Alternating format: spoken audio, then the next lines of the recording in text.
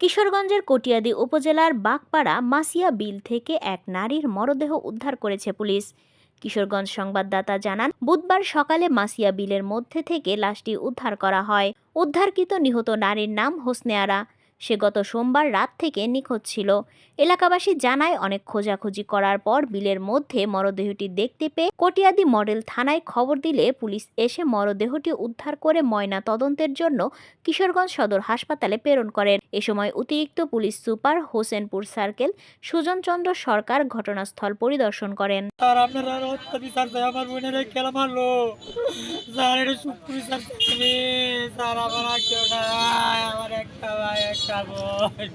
ধন্যবাদ। আমরা আসলে এই মৃত্যুর সংবাদটা শুনে তারপর এখানে আসলাম। এখানে এসে এই পুকুরের পিছনে যে পুকুর আছে, পুকুরে মৃতদেহটা পাই। সেখান থেকে মৃতদেহ আমরা উঠিয়ে তারপর এই দেখলাম। দেখার পরে হাত পা বাঁধা অবস্থা পেয়েছি। এখন পর্যন্ত সেরকম কোনো রহস্য উদ্ঘাটন হয় নাই। আমরা তদন্ত করছি, তদন্ত সাপেক্ষে পরবর্তীতে জানাবো।